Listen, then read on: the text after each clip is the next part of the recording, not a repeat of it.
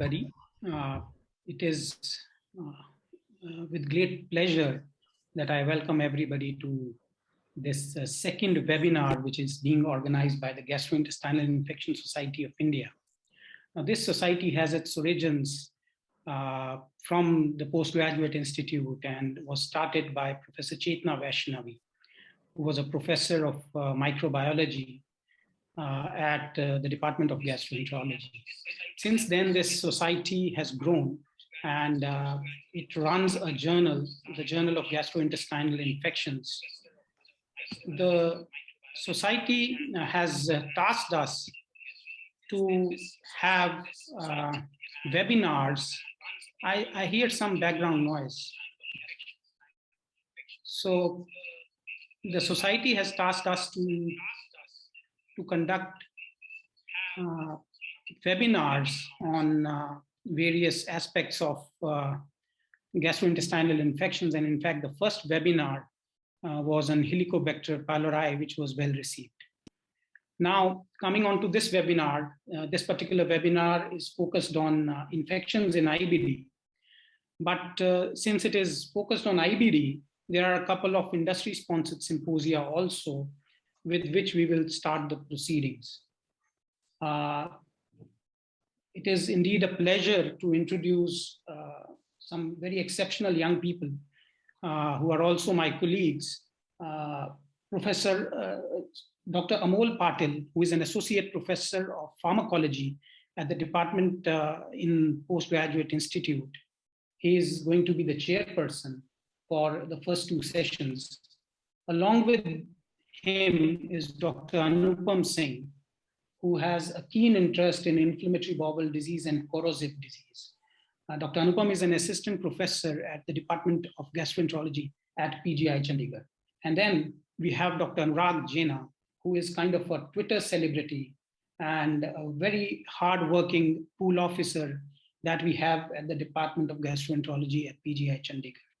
I welcome all the chairpersons and I request them that they go ahead and start the proceedings and introduce our speaker for the first session. Over to you, chairpersons.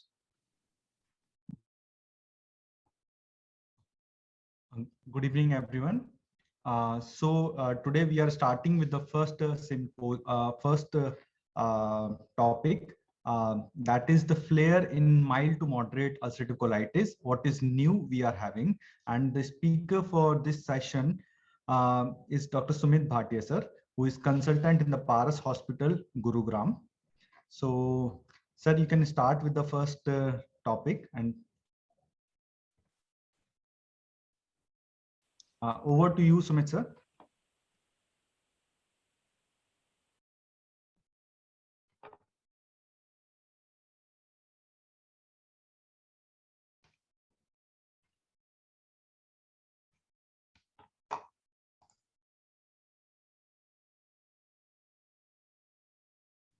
I think. Are my slides visible? Yes, sir. Your slides are visible, sir. Okay. Right. Okay. Good evening, everyone, and good morning to our viewers, friends, and colleagues. At the outset, let me thank Vishal for giving me this opportunity and the Gastrointestinal Infectious Disease Society for inviting me to give this talk. So I have just modified the title a little bit, and to my mind, I'll be talking majorly about the managing mild to moderate ulcerative colitis and what's new on the horizon. Actually, there's not much new. It's the data which we have analyzed, and there are a couple of guidelines which have come in last few years, which I thought we'll discuss in today's talk. So this will be the outline of my talk. I'll be talking briefly on what do we call as mild to moderate ulcerative colitis, because there is a significant heterogeneity in the definition. We'll go through the overview of management of mild to moderate ulcerative colitis. I'll be mainly concentrating on the recent guidelines which have come out from American Gastroenterological Association and the European guidelines which came out only in October 2021. And then briefly we'll talk about Budesonide MMX, which is a relatively new molecule for us here in India, though we had the conventional budesonide available to us for a very long time. So starting with a brief natural history of ulcerative colitis, left-sided colitis is the most frequent location reported in ulcerative colitis, and disease extension has been seen to occur in at least 10 to 30% of patients. And majority of the patients, if you look at the total pool of ulcerative colitis, almost all centers report predominant patient population belongs to mild to moderate course, which is most active at the time of diagnosis, and then in varying periods of remission and mild activity. 10 to 15% only have an aggressive course, but most of our talks, most of our literature comes from handling acute severe colitis. The cumulative risk of relapse in ulcerative colitis is around 78 to 80% at the end of 10 years.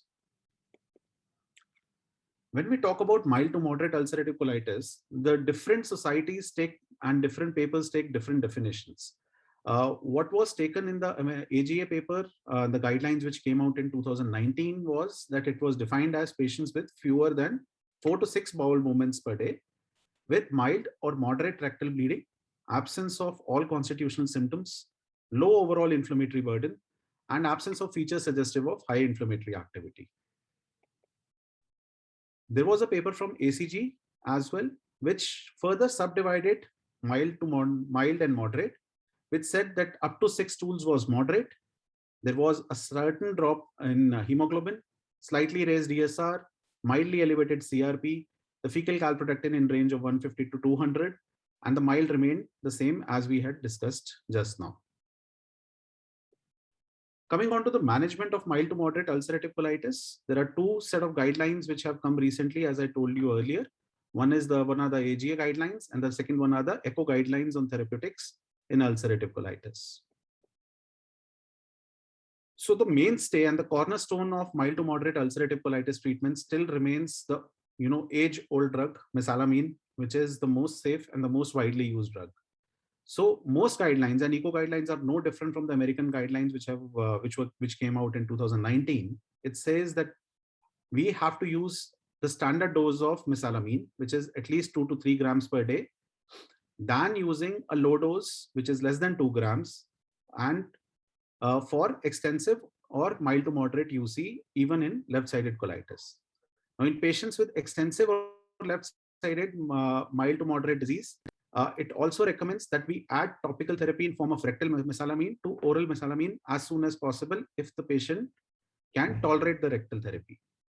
Now, in patients with mild to moderate UC, being treated with oral mesalamine, use once daily dosing rather than multiple times per day dosing. And this is true for the formulations which are available to us in India. Plus, most scientific literature says that the different formulations have no difference in outcomes, whichever formulation you are using. So whether you're using Rovasa, or you're using Esacol, or you're using Pentasa, the response rates for all mesalamine oral formulation is the same, similar to each other.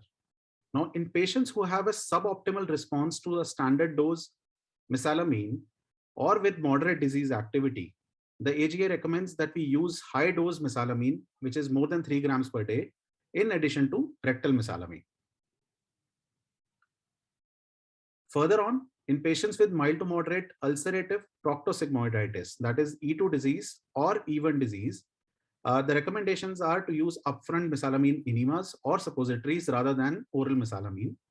Now, in patients with mild to moderate disease, again, only even who choose rectal therapy over oral therapy, predominantly if the patient has E1 disease, choose mesalamine suppositories. Now, in patients who choose rectal therapy over oral therapy, use mesalamine enemas rather than the rectal corticosteroids. So here you would have noticed that we are trying to optimize our basic drug, which is mesalamine here. So the next statement says that the patients with mild to moderate ulcerative proctosigmoiditis or proctitis being treated with rectal therapy who are intolerant or are refractory to mesalamine suppositories use rectal corticosteroids first rather than no therapy. That means the first we have to go on with the rectal steroids rather than the oral steroids. Now, in patients with mild to moderate ulcerative colitis refractory to optimized oral and rectal mesalamine, regardless of the disease extent, please add either oral prednisolone or budesonide MMX. So now this comes only in patients who are refractory in spite of optimizing both the oral mesalamine and a topical mesalamine therapy, that we have to consider steroids.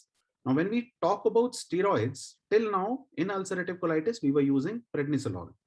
Now, prednisolone, there are issues of using because of side effects. And that's why budesonide MMX has come out as a new molecule in our armamentarium to use in mild to moderate disease patients who are not responding to mesalamine. Just to summarize what AGA guidelines have been talking about. So if we have an extensive disease, we have mild to moderate ulcerative colitis. This is E3, E2, and E1. In E3 disease, the recommendations are to start with the standard dose of 2 to 3 grams per day and use topical therapy in addition. In case the patient does not respond, the recommendations are to increase the dose of mesalamine and topical therapy to maximum. And then if there is still no response, to add prednisolone or budesonide MMX. If we talk about proctosigmoiditis and proctitis, the recommendations are fairly simple. In proctosigmoiditis, use mesalamine enemas preferably, and in proctitis, use mesalamine suppositories over enemas. Add oral drugs in case the patient does not in isolation respond to topical therapy.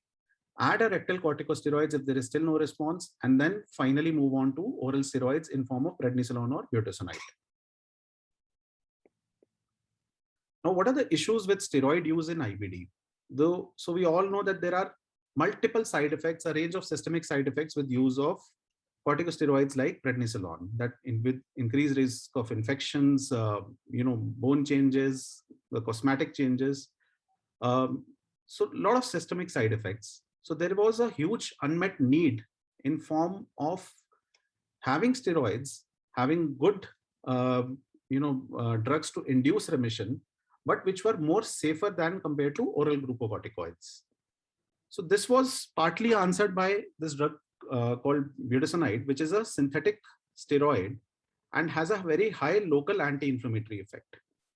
The advantages of budesonide over prednisolone is that it has a low bioavailability, because most of the drug which is taken orally has a first pass metabolism through liver. So the oral drug which is available, bioavailable for the body is pretty low. And budesonide, in contrast to prednisolone, has a very strong affinity for the glucocorticoid receptors, more than 15 times as compared to prednisolone. But what were the challenges? The challenges with the old budesonide formulation was that the formulation used to deliver drug only by the terminal ileum, because most of the preparations were pH dependent or time dependent. And the predominant disease burden in ulcerative colitis is generally in the left colon. But this problem has been solved by the newer molecule, which is very recently been introduced to India. But earlier it was available in US and Europe. So this technology has enabled for us to use this budesonide MMX for delivery of drug to the left colon as well. Now, how does this happen? So budesonide MMX is designed to deliver budesonide throughout the colon.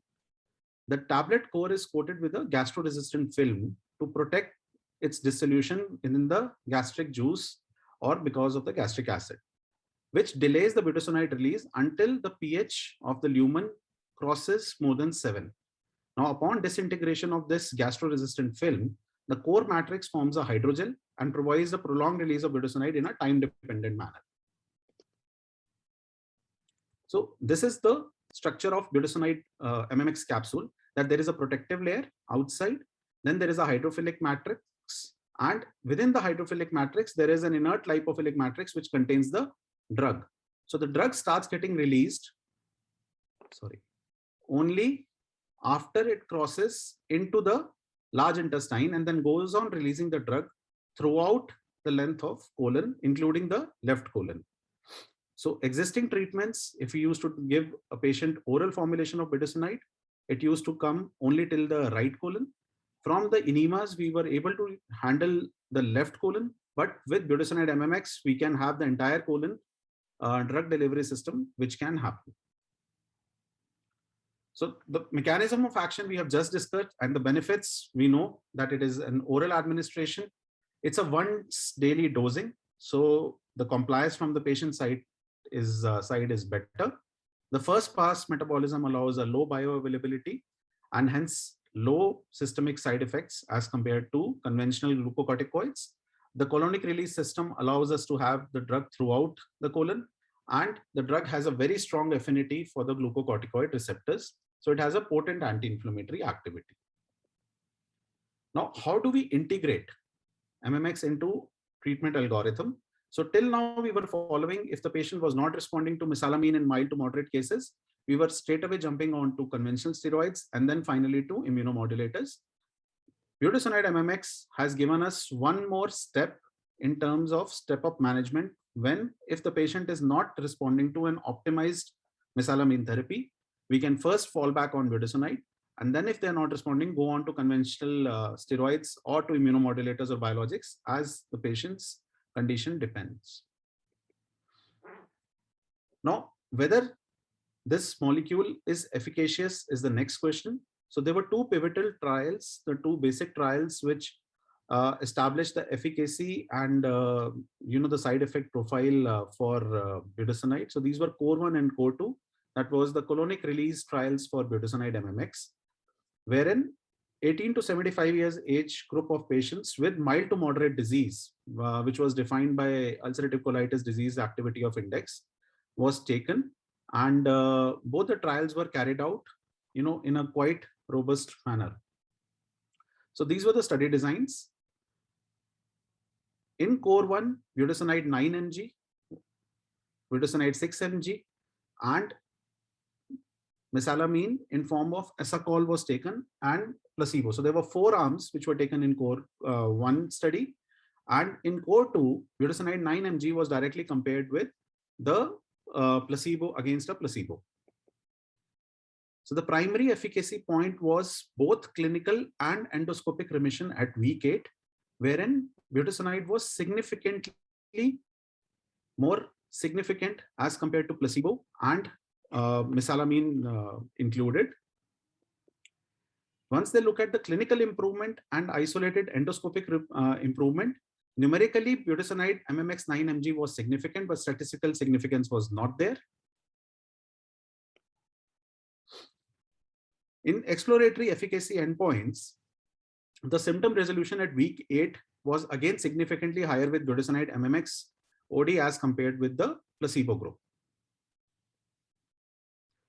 Once the safety analysis was done, it was seen that budesonide MMX 9 mg and the placebo both had a similar side effect profile, signifying that the budesonide MMX does not have any additional side effects as compared to placebo or to the mesalamine preparations.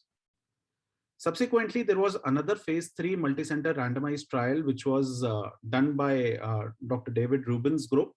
And herein again, mild to moderate disease ulcerative colitis patients were taken, and it was done with 9 mg of budesonide MMX versus a placebo for 8 weeks.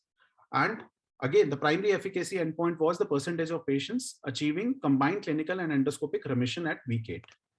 Again, here, budesonide MMX was found to be much more statistically significantly more efficacious as compared to placebo, and was found to be efficacious and safe in use of mild to moderate ulcerative colitis disease. Now, recently in 2019, there was a real-life study which was done, a multicentric study of budesonide MMX in the real-life patient. So this was a cohort study which was conducted in Europe and Canada to evaluate the effectiveness, safety, and tolerability of budesonide MMX. And 326 patients were used, and they were given budesonide MMX. And it was seen that the drug was ineffective for almost around 13% of the patients, but was what gave us a good clinical response in almost 60% of the patients in whom this drug was used. If you look at the recent guidelines, the AGA guideline clearly mentions that oral prednisolone or budesonide MMX in mild to moderate ulcerative colitis can be used in patients who are refractory to optimized mesalamine therapy, as we have seen. British Society guidelines also recommend, with moderate quality evidence, that topically acting corticosteroids such as budesonide MMX can be used as an alternative treatment for those who wish to avoid systemic corticosteroids. The recent ECO guidelines, which came out only in October 2021, as a statement, use that colonic release corticosteroids can be used for induction of remission in patients with active mild to moderate ulcerative colitis. But the quality of evidence here, the recommendation is based on a low quality of evidence. So in summary, mesalamine remains the mainstay of treatment for mild to moderate ulcerative colitis. The dosage optimization with combined oral and rectal mesalamine therapies is a recommended strategy in ulcerative colitis patients. Now, failure to respond to this therapy, mesalamine therapy, warrants the use of rectal or oral corticosteroids. And budesonide MMX preparation is a viable treatment option when we compare it to the systemic oral steroids, which we were using earlier, especially in mild to moderate ulcerative colitis patients with good efficacy and less systemic side effects. Thank you so much for a patient listening.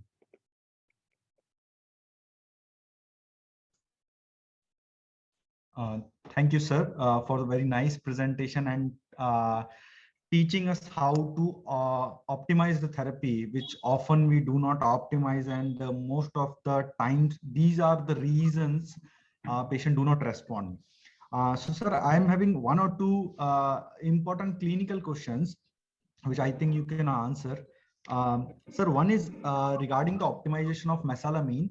The guidelines say 2 to 3 gram mesalamine should be used, but what we commonly prescribe is around 4.8. So what do you think, whether we should start with the 2.4 gram or 4.8? One is this question. And sir, if a patient is not responding to 2.4 gram, the guidelines or the paper says that you can increase to 4.8 gram and then wait for another 8 weeks. But as we typically start with the 4.8 gram, so should we wait for total 4 months, I mean to say 16 weeks, or we can change the therapy at the 8 weeks of duration? One is this answer. The another thing, if patient is not responding to the oral therapy, oral mesalamine, so whether we should first choose the budesonide, or we can start with the, or we should use the rectal supplementation of steroids. Okay. So, thank you, Anupam. Thank you for that question. See, the first thing is the guidelines say that the minimum dose you should be using is 2 grams. So anything less than 2 grams is not useful. That's what the guidelines majorly say. Yes. In my practice also, most of the times I'm starting either with 3.6 or 4.8 grams. That's the minimum dose which we use.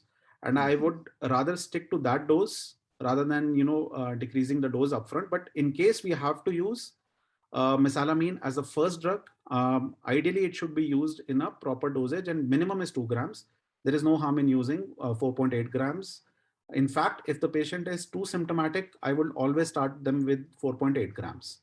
That is the first thing. Second thing is, in case the patient is not responding, instead of waiting till 16 weeks, even the guidelines, the American guidelines and the ECO guidelines both say that you can reassess the patient at 4 weeks. Yes. Okay. And then go on escalating therapy.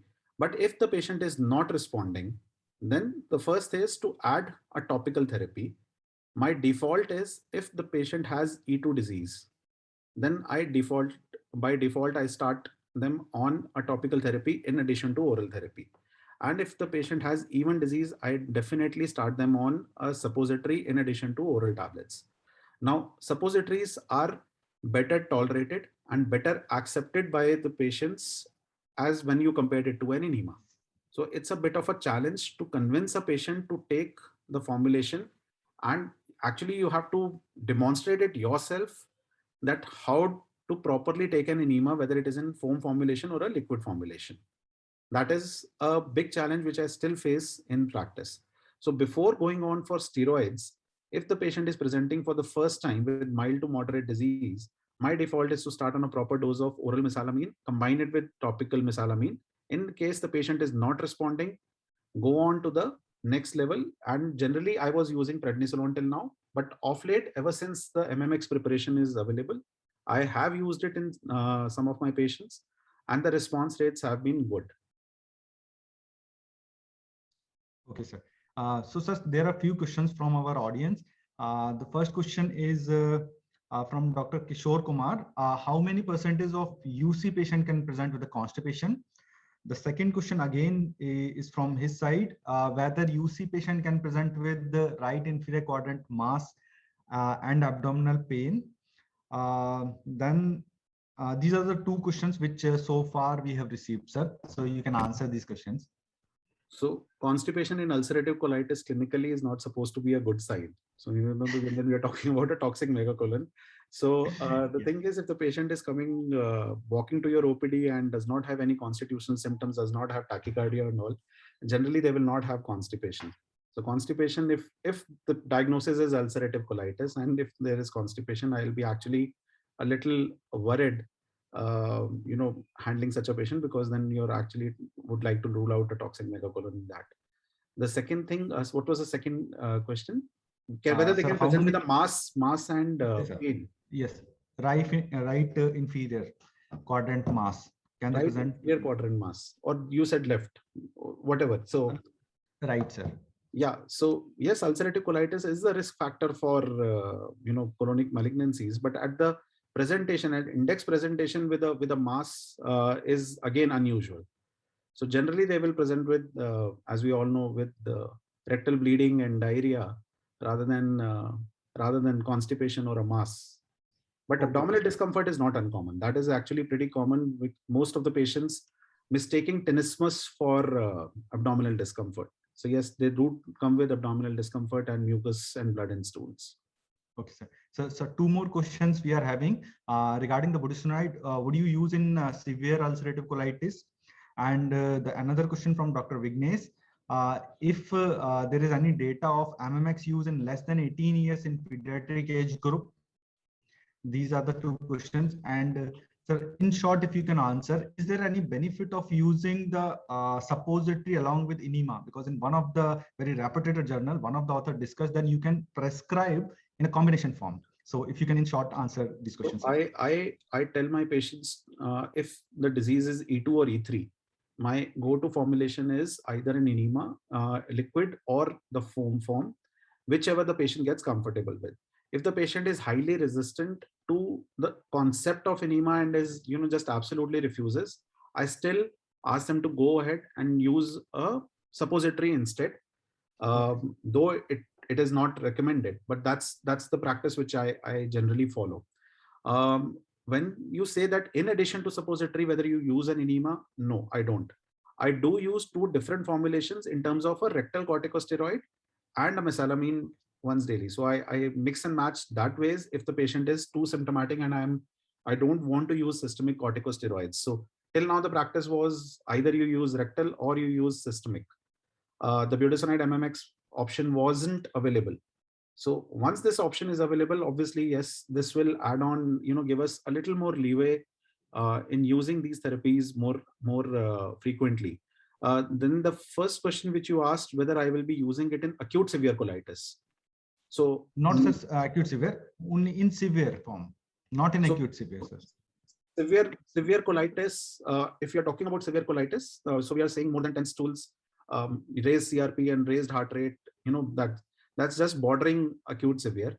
I'll again rather fall back on the conventional time-tested therapy of oral systemic corticosteroids rather than trying a budesonide MMX in those patients. So budesonide MMX, to my mind, majority of my patients are mild to moderate, so they will qualify for this drug. But if the patient has severe ulcerative colitis, I'll rather use conventional steroids rather than budesonide MMX. Sir, what about the pediatric data on this MMX, budesonide MMX? So sorry, I'm not aware of much pediatric data, but all the studies and the scientific literature which I have quoted have shown in 18 to 75. So in the adolescent group from 15 to 18, I'll still be defaulting to use budesonide MMX. But less than that, no, I don't have data ready to be shared with any of you. So one question from Dr. Rabin and Dr. Rahul, that how long we can prescribe the budesonide? So the studies have shown, and most studies have been done for 8 weeks.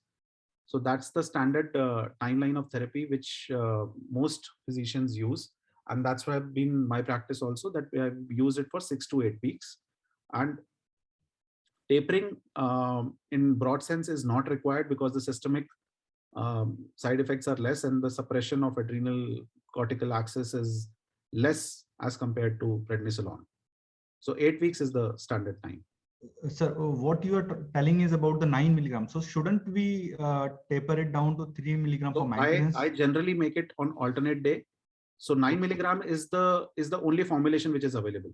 So it does not come like a budesonide controlled release, which comes in 3 mg, and there you were supposed to give 3 tablets. This comes as a single tablet on 9 mg. So instead of going on looking for 3 mg, you make it on alternate days for 2 weeks and then taper it and stop. Okay, so it's very sir, nicely you told us how to use these medications, because since these are new medications in Indian setup, and whatever we are having, actually you talked on those things. So that's a very beautiful thing, sir. So with this, I think